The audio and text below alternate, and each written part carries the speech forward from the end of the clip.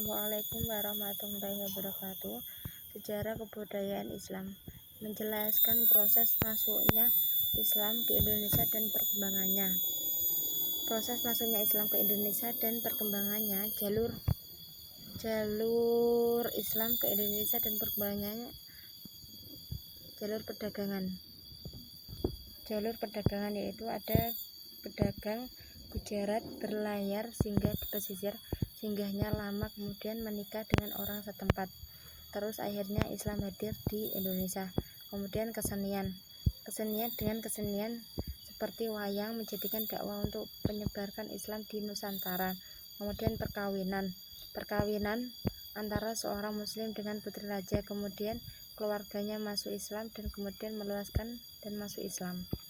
Mengidentifikasikan 6 kerajaan Islam di Indonesia.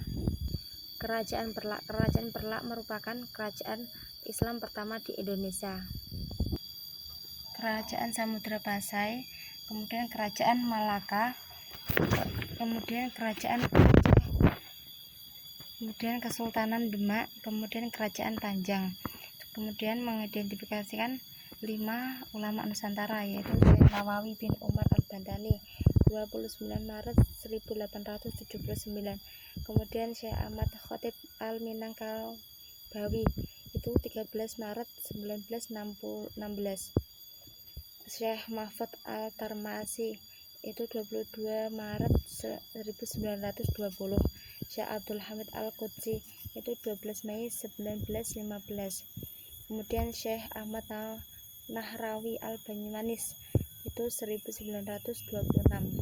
Kemudian menjelaskan perkembangan Islam di dunia minimal satu negara selain Indonesia terkait proses masuknya, tokoh pentingnya dan kontribusinya, yaitu adalah agama terbesar kedua di Eropa setelah Kristen. Meskipun mayoritas masyarakat Muslim di Eropa saat ini adalah imigran, terdapat penduduk pribumi asli Eropa yang memeluk Islam di Balkan.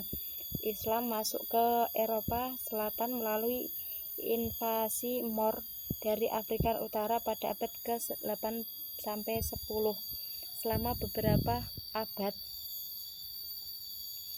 entitas politik Muslim berdiri kokoh di wilayah yang saat ini adalah Spanyol, Portugis, Selatan Italia, dan Malta. Komunitas Muslim di wilayah tersebut kemudian dikonversi atau diusir pada akhir abad ke-15. Lihat Reconquista. Di Kaukasus, perluasan Islam terjadi setelah penaklukan oleh dinasti Persia sejak awal abad ke-16. Kesultanan Utsmaniyah menyebar luas Islam ke Eropa Tenggara melalui penaklukan sebagian besar Kekaisaran Byzantium pada abad 14 dan 15. Selama berabad-abad, Kesultanan Utsmaniyah juga secara terhadap kehilangan hampir semua wilayah di Eropa hingga akhir runtuh pada tahun 1922.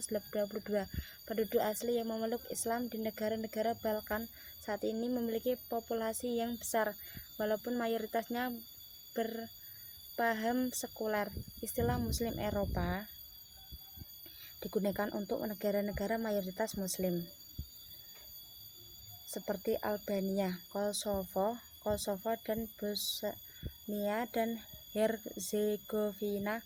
Negara-negara lintas benua seperti Turki, Azerbaijan, dan Kazakhstan memiliki populasi Muslim yang besar, seperti halnya di Kaukasus Utara, Rusia pada akhir abad ke-20 dan awal abad ke-21. Sejumlah besar umat Muslim bermigrasi ke Eropa Barat. Pada tahun 2010 diperkirakan 40 juta Muslim yang tinggal di Eropa, 60%, termasuk sekitar 19 juta di Uni Eropa atau 3,8%. Di provinsi, presentasi umat Muslim akan mencapai 8% pada tahun 2030. Umat Muslim Eropa sering menjadi subjek dari perdebatan yang intens dan kampanye politik, terkadang menjadi lebih hangat ketika terjadi peristiwa-peristiwa seperti serangan teroris oleh ekskresi Islam, kontroversi kartun Nabi Muhammad di Denmark, perdebatan soal cara berpakaian Islami, dan kampanye partai-partai sayap kanan populis yang melihat Muslim sebagai ancaman terhadap nilai-nilai Eropa, budaya, dan cara hidup. Peristiwa tersebut juga telah memicu perdebatan yang berkembang mengenai topik Islamofobia, sikap terhadap Muslim dan partai kanan. Kemudian mengidentifikasikan negara-negara Islam di Indonesia, di dunia, dan kenegaraan detailnya. Minimal 5 negara. Qatar merupakan negara Islam paling kaya karena memiliki sumber daya alam berupa minyak dan gas bumi. Adapun pendapatan per kapita Qatar pada tahun 2016 tercatat USD 93.965. Kemudian Uni Emirat Arab (UAE) hampir sama dengan Qatar. Uni Emirat Arab, kondisi lingkungannya juga berupa gurun yang gersang dan memiliki sumber daya alam berupa minyak dan gas bumi. Dulunya juga negara ini adalah negara miskin, tapi sejak ditemukannya minyak dan gas bumi, kehidupan di Uni Emirat Arab berubah drastis. Negara ini bisa menghasilkan pendapatan per kapita US dollar 44.770 dengan PDB US dollar 440.181 miliar, Kuwait USD 43,103.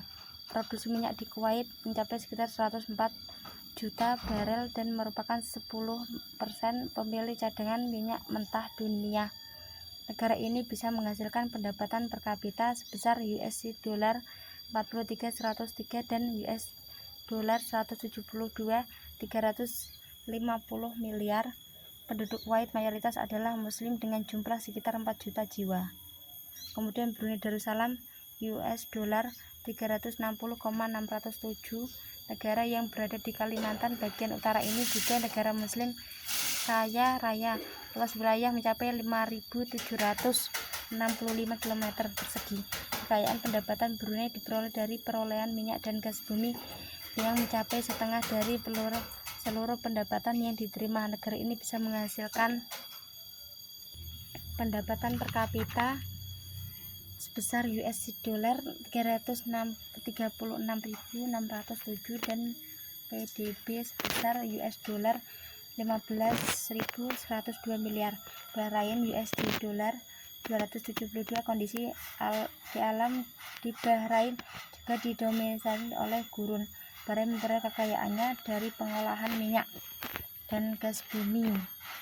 Bahrain memiliki pendapatan per kapita sebesar USD dollar 28,272 dan PDB USD dollar 33,862 miliar. Komposisi pemeluk agama Islam di Bahrain adalah 81 Muslim dan 90% Kristen, 9,8 dan lain-lain. Kemudian PAI menjelaskan standar proses dalam pembelajaran. Standar proses adalah kriteria mengenai pelaksanaan pembelajaran pada satuan pendidikan dasar.